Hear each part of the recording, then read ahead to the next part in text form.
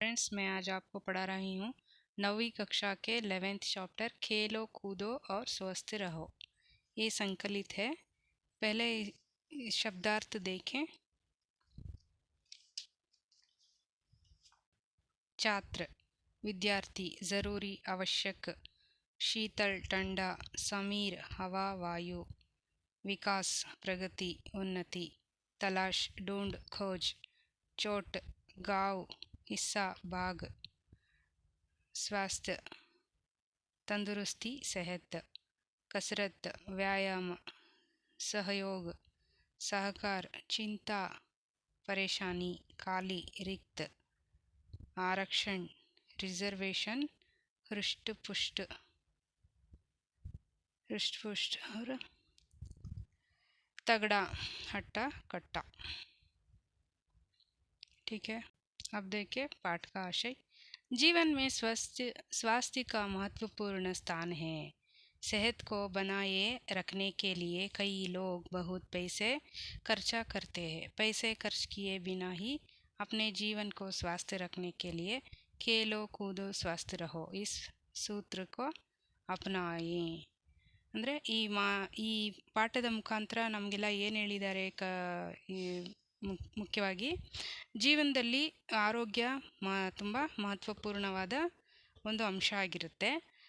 ಅದನ್ನು ನಾವು ನಮ್ಮ ದೇಹದ ಆರೋಗ್ಯವನ್ನು ಬೆಳೆಸ್ಕೊಳ್ಳೋಕ್ಕೆ, ಮಾನಸಿಕ ಆರೋಗ್ಯವನ್ನು ಬೆಳೆಸ್ಕೊಳ್ಳೋಕ್ಕೆ ನಾವು ಏನು ಮಾಡಬೇಕು?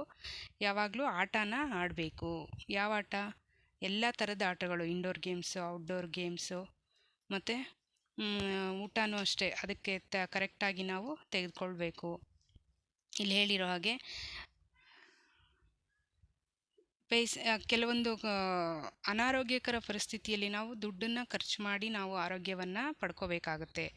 ಆದರೆ ಆಟಗಳಾಡೋದ್ರಿಂದ ನಾವು ಯಾವುದೇ ಖರ್ಚಿಲ್ಲದೆ ನಮ್ಮ ಆರೋಗ್ಯವನ್ನು ಕಾಪಾಡ್ಕೋಬೋದು. ಅದಕ್ಕೆ ಈ ಪಾಠದಲ್ಲಿ ಕೊಟ್ಟಿರೋ ಪ್ರಕಾರ ನಾವು ಆಟ ಚೆನ್ನಾಗಿ ಆಡೋದ್ರಿಂದ ಆರೋಗ್ಯವಾಗಿ ಇರ್ಬೋದು. ಅದರಲ್ಲೂ ಬೆಳೆಯೋ ಮಕ್ಕಳಿಗೆ ಇದು ಮುಖ್ಯವಾದ ಅಂಶ ಆಗಿರುತ್ತೆ. ನೋಡೋಣ ಈಗ ಪಾಠ.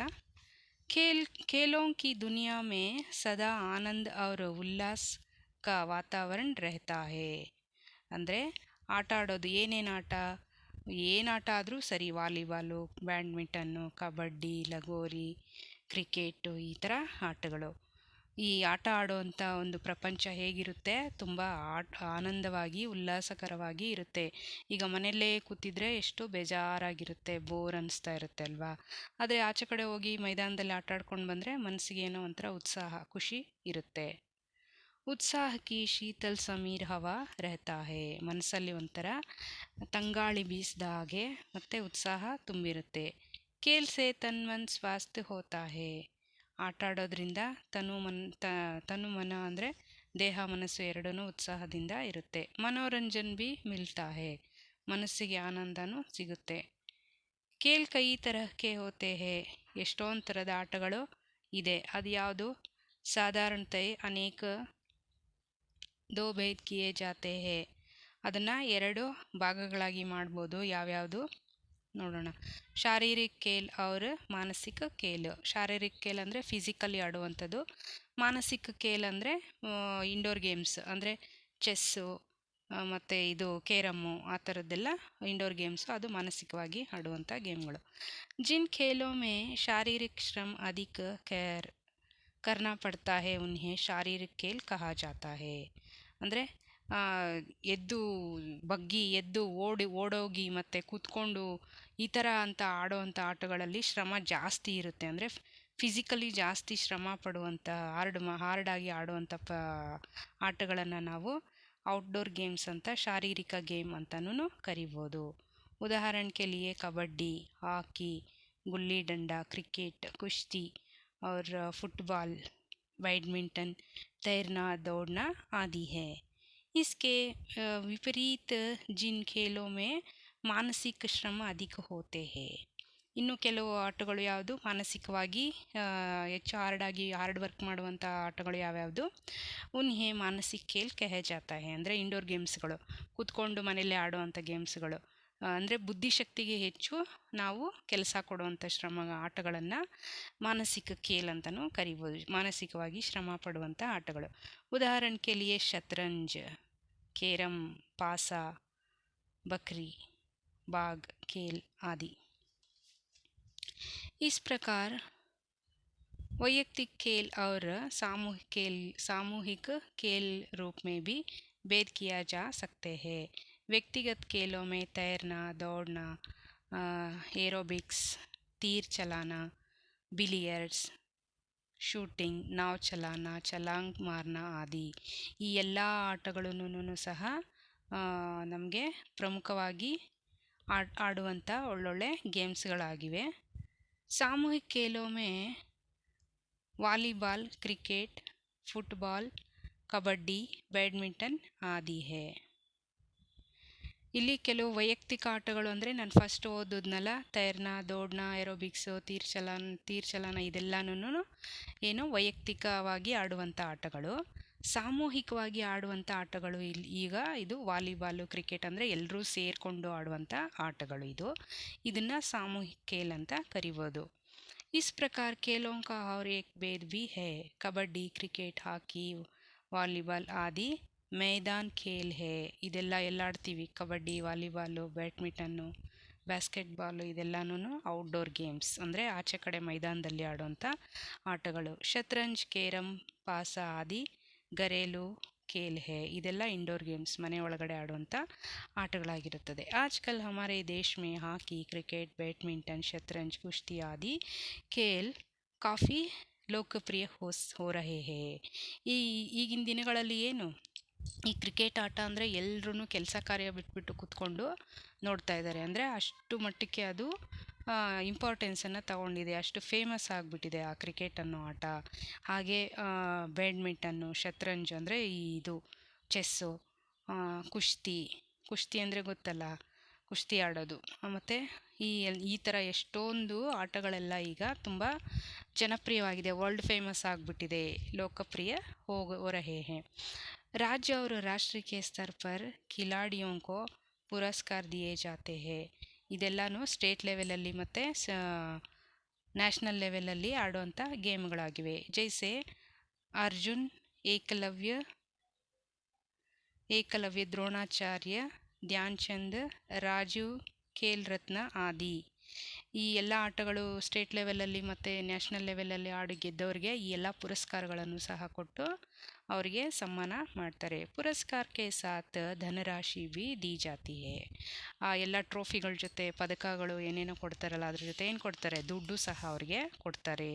अच्छे खिलाड़ियों को और पुरस्कार प्राप्त खिलाड़ियों को भी राज्य सरकार, केंद्र सरकार, बैंक और कई ಕಂಪನಿಯೋ ಮೇ ನೌಕರಿ ದಿ ಜಾತಿ ಹೇ। ಒಳ್ಳೊಳ್ಳೆ ಆಟ ಆಡೋರಿಗೆ, ಫೇಮಸ್ ಪರ್ಸನ್ಗಳಿಗೆ ಏನು ಮಾಡ್ತಾರೆ, ಈ ಕಂಪ್ನಿಗಳಲ್ಲಿ ಕರೆದು ಕೆಲಸ ಕೊಡ್ತಾರೆ। ಯಾವುದು ಇದು ಇಂಟರ್ನ್ಯಾಷನಲ್ ಲೆವೆಲಲ್ಲಿ, ನ್ಯಾಷನಲ್ ಲೆವೆಲಲ್ಲಿ ಕೆಲವೊಂದು ಕಂಪನಿಗಳು ಕರೆದು ಅವ್ರಿಗೆ ಕೆಲಸ ಸಹ ಕೊಡ್ತಾರೆ। पुरस्कार प्राप्त खिलाड़ियों को नौकरियों की भर्ती में आरक्षण की सुविधा भी रहती है। ಅಂದರೆ ಅವ್ರಿಗೆ ಪುರಸ್ಕಾರಗಳನ್ನು ತಗೊಂಡು ನೌಕರಿ ಪಡ್ಕೊಂಡಿರ್ತಾರಲ್ಲ, ಅವ್ರಿಗೆ ಕೆಲವೊಂದು ಸ್ಪೆಷಲ್ಲಾಗಿ ಇರುವಂಥ ಸುವಿಧಾ ಅಂದರೆ ಸ್ಪೆಷಲ್ಲಾಗಿ ಫೆಸಿಲಿಟಿಗಳನ್ನು ಅವ್ರಿಗೆ ಕೊಟ್ಟಿರ್ತಾರೆ। इतना ही नहीं, रेल, हवाई जहाज़ आदि में सफ़र करने के लिए भी विशेष रूप से आरक्षण की सुविधा दी जाती है। ಅವ್ರಿಗಷ್ಟೇ ಅಲ್ಲ, ಫ್ರೀಯಾಗಿ ಟ್ರೈನಲ್ಲಿ, ರೈಲಲ್ಲಿ ಎಲ್ಲದರಲ್ಲಿ ಓಡಾಡೋದಕ್ಕೆ ಫ್ರೀಯಾಗಿ ಅವರಿಗೆ ಇದು ಫೆಸಿಲಿಟಿಯನ್ನು ಮಾಡಿಕೊಟ್ಟಿರ್ತಾರೆ। ಕೈ ಕಂಪನಿಯ ಖಿಲಾಡಿಯೋ ಕೋ ಅಪ್ನಿ ಪ್ರತಿನಿಧಿ ಬನಾ ಲೇತಿ ಹೇ। ಎಷ್ಟೊಂದು ಕಂಪ್ನಿಗಳು ಅವರಿಗೆ ಅವರ ಒಂದು ಅಂಬಾಸಡರ್ ಥರ ರಾಯಭಾರಿಗಳಾಗಿ ಇಟ್ಕೊಳ್ತಾರೆ ಅವರನ್ನು, ಈ ಫೇಮಸ್ ಸ್ಪೋರ್ಟ್ಸ್ ಪರ್ಸನ್ಗಳನ್ನು। ಜೀವನ ಮೇ ಖೇಲೋಂ ಕಾ ಸ್ಥಾನ ಬಹುತ್ ಮಹತ್ವಪೂರ್ಣ ಹೇ। ಜೀವನದಲ್ಲಿ ಯಾವುದು ಮಹತ್ವವಾದ ಒಂದು ಸ್ಥಾನವನ್ನು ಪಡೆದಿದೆ, ಆಟ, ಖೇಲ್। ಈ ಆಟ ಆಡಿ ಒಂದು ಫೇಮಸ್ ಆದರೆ ಆ ಪರ್ಸನ್ನು ತುಂಬ ಒಳ್ಳೆ ಹೆಸರನ್ನು ಸಹ ಗಳಿಸ್ಬೋದು, ಅದಕ್ಕೆ ಅದು ನಮ್ಮ ಜೀವನದ ಒಂದು ಮಹತ್ವಪೂರ್ಣವಾದ ಅಂಶ ಅಂತ ಹೇಳ್ಬೋದು। ಖೇಲ್ ಛಾತ್ರ ಜೀವನ ಕಾ ಮಹತ್ವಪೂರ್ಣ ಅಂಗ ಹೇ। ಛಾತ್ರೋं के लिए पढ़ाई के साथ साथ खेलना भी ज़रूरी है. ಓದೋದ್ರ ಜೊತೆ ಏನು ಮಾಡಬೇಕು, ಒಬ್ಬ ಸ್ಟೂಡೆಂಟು ಆಟ ಸಹ ಆಡಬೇಕು. ಚಿಕ್ಕ ವಯಸ್ಸಿಂದ ಆಡಿ ಅವನು ಗೆದ್ದು ಎಷ್ಟೊಂದು ಪ್ರೈಸ್ಗಳನ್ನು ತೆಗೆದುಕೊಂಡಾಗ ಮುಂದೆ ಅದೇನೇ ದೊಡ್ಡದಾಗಿ ಬೆಳೆದು ಅವನು ಫ್ಯೂಚರ್ಗೆ ಅದು ಒಂದು ಹೆಲ್ಪ್ ಆಗಿ ಇರುತ್ತೆ. खेलों द्वारा बच्चों में धैर्य, लगन, परिश्रम, उत्साह तथा परस्पर सहयोग आदि गुणों का विकास होता है. ಮತ್ತು ಈ ಆಟದ ಮುಖಾಂತರ ಮಕ್ಕಳಲ್ಲಿ ಏನು ಬೆಳೆಯುತ್ತೆ, ಧೈರ್ಯ ಮತ್ತು ಪರಿಶ್ರಮ ಪಡುವಂಥ ಯಾವುದೇ ಕಷ್ಟದ ಕೆಲಸನೂ ಈ ಸುಲಭವಾಗಿ ಈಸಿಯಾಗಿ ಮಾಡುವಂಥ ಉತ್ಸಾಹ ಅವರಲ್ಲಿ ಬೆಳೆಯುತ್ತೆ. ಮತ್ತು ಪರಸ್ಪರ ಸಹಯೋಗ ಅಂದರೆ ಒಬ್ಬರೊಬ್ಬರು ಹೊಂದ್ಕೊಳ್ಳುವಂತಹ, ಎಲ್ಲರ ಹತ್ರನೂ ಮಿಂಗಲ್ ಆಗುವಂತಹ, ಹೊಂದ್ಕೊಳ್ಳುವಂತಹ ಗುಣ ಅವರಲ್ಲಿ ಬೆಳೆಯುತ್ತೆ, ವಿಕಾಸ ಹೊಂದುತ್ತೆ.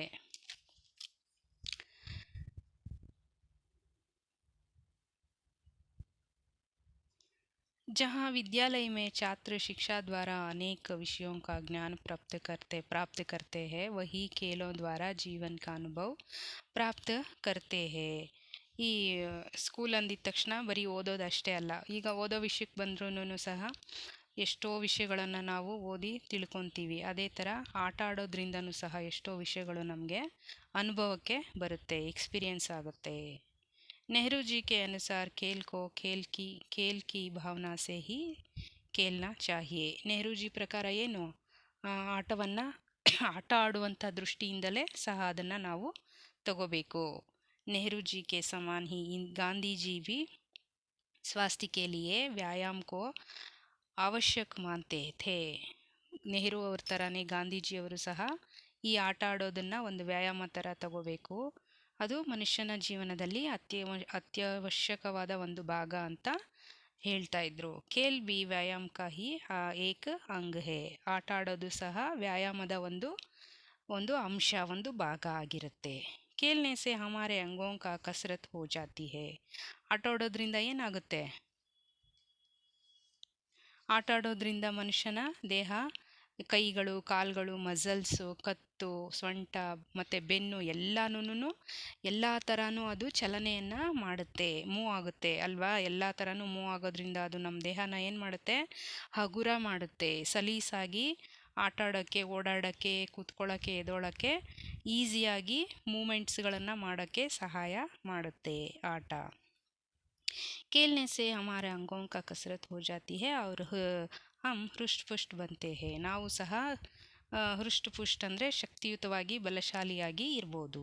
ಅತಃ ಅಚ್ಚೆ ಸ್ವಾಸ್ಥ್ಯ ಕೆ ಲಿಯೆ ಖೇಲ್ನಾ ಜರೂರಿ ಹೇ. ಈ ರೀತಿ ಒಳ್ಳೆ ಆರೋಗ್ಯಕ್ಕೋಸ್ಕರ ಆಟ ಆಡೋದು ಬಹಳ ಮುಖ್ಯ. खेलों द्वारा हम नाम के साथ साथ धन भी ಕಮಾ ಸಕ್ತೆ ಹೇ. ಆಟ ಆಡೋದ್ರಿಂದ ಬರೀ ಆಟ ಮಾತ್ರ ಆಡ್ತೀವಾ, ಇಲ್ಲ.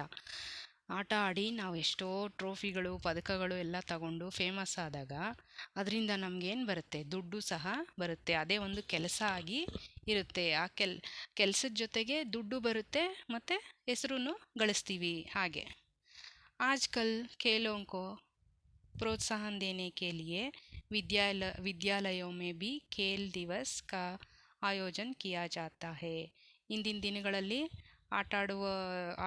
ಆಟಕ್ಕೆ ಹೆಚ್ಚಿನ ಮಹತ್ವವನ್ನು, ಇಂಪಾರ್ಟೆನ್ಸನ್ನು ಕೊಡೋಕ್ಕೋಸ್ಕರ ಶಾಲೆಗಳಲ್ಲಿ, ಸ್ಕೂಲ್ಗಳಲ್ಲಿ ಏನು ಮಾಡ್ತಾ ಇದ್ದಾರೆ, ಖೇಲ್ ದಿವಸ್ ಅಂದರೆ ಸ್ಪೋರ್ಟ್ಸ್ ಡೇ ಅಂತ ಒಂದು ದಿವಸವನ್ನು ಮಾಡೋಕ್ಕೆ ಆಯೋಜನ್ ಕಿಯಾ ಜಾತಾ ಹೇ. ಅಂದರೆ ಆ ದಿವಸನ ಆಚರಣೆ ಮಾಡೋಕ್ಕೆ ಅವರು ಎಲ್ಲ ರೆಡಿನೂ ಮಾಡ್ಕೊಂಡಿದ್ದಾರೆ. जीतने वाले बच्चों को पुरस्कार दिए जाते हैं. ಆ ಸ್ಪೋರ್ಟ್ಸ್ ಡೇ ಅಂತ ಒಂದು ದಿನವನ್ನು ಆಚರಣೆ ಮಾಡಿಬಿಟ್ಟು ಏನು ಮಾಡ್ತಾರೆ, ಗೆದ್ದವರಿಗೆ ಒಂದು ಪುರಸ್ಕಾರ ಅಂದರೆ ಪ್ರೈಸನ್ನು ಸಹ ಘೋಷಣೆ ಮಾಡ್ತಾರೆ. ಸಭಿ ಬಚ್ಚೋं को खेलों में भाग लेना चाहिए ताकि वे ಸ್ವಾಸ್ಥ್ಯ ಬನೆ. ಎಲ್ಲ ಮಕ್ಕಳು ಆಟ ಆಡಿಸಿದಾಗ ನಾನು ಬರಲ್ಲ ಅಂತ ಹೇಳಬಾರ್ದು. ಎಲ್ಲರೂ ಭಾಗವಹಿಸಬೇಕು, ಪಾರ್ಟಿಸಿಪೇಟ್ ಮಾಡಿದ್ರೆ ಆಟದಲ್ಲಿ ಅವರ ಟ್ಯಾಲೆಂಟ್ ಏನು ಅನ್ನೋದನ್ನು ಅಲ್ಲಿ ತಿಳ್ಕೊಬೋದು. कहा जाता है कि स्वास्थ्य शरीर में ही स्वास्थ्य मस्तिष्क का निवास होता है. ಅಂದರೆ कहा जाता है कि स्वास्थ्य शरीर में ही स्वास्थ्य मस्तिष्क का निवास होते हैं. ಇಲ್ಲಿ ಏನು ಹೇಳ್ಬೋದು ಅಂದರೆ ಆರೋಗ್ಯಕರವಾದ ದೇಹದಲ್ಲಿ ಮಾತ್ರ ಆರೋಗ್ಯಕರವಾದ ಬುದ್ಧಿಶಕ್ತಿ ಇರೋಕ್ಕೆ ಸಾಧ್ಯ ಅನ್ನೋದು ಈ ಈ ಸಾಲಿನ ಅರ್ಥ ಆಗಿರುತ್ತೆ. ಅಂದರೆ ಆಟ ಆಡೋದ್ರಿಂದ ನಮಗೆ ಬುದ್ಧಿಶಕ್ತಿನೂ ಅಷ್ಟೇ ಚುರುಕಾಗಿ ಇರುತ್ತೆ ಅಂತ. अतः तन मन दोनों को स्वस्थ बनाने के लिए खेलना अत्यंत आवश्यक है. ನಮ್ಮ ಮನಸ್ಸನ್ನು ದೇಹವನ್ನು ಆರೋಗ್ಯಕರವಾಗಿ ಇಟ್ಕೊಂಡಿರೋಕೆ ಏನು ಮಾಡಬೇಕು, ಆಟ ಆಡೋದು ಅತಿ ಅವಶ್ಯಕ. ಅದಕ್ಕೆ ಆಯ್ತಾ ಮಕ್ಕಳೇ, ಈ ಆಟ ಯಾರಾದರೂ ಆಡದೇ ಇದ್ದರೆ ಇವತ್ತಿಂದ ಹೋಗಿ ಎಲ್ಲರೂ ಆಟ ಆಡಿ ಸ್ವಾಸ್ಥ್ಯವಾಗಿದ್ದು ಓದ್ಕೊಂಡು ಚೆನ್ನಾಗಿ ಬೆಳಿಬೇಕು. ओके ओके ठीक है बच्चों, आज के पाठ आपको समझ में आए ना? और एक बार पढ़ लो. हमारे चैनल को सब्सक्राइब करो, शेयर करो, लाइक करो बच्चों. इस पाठ के अगले भाग में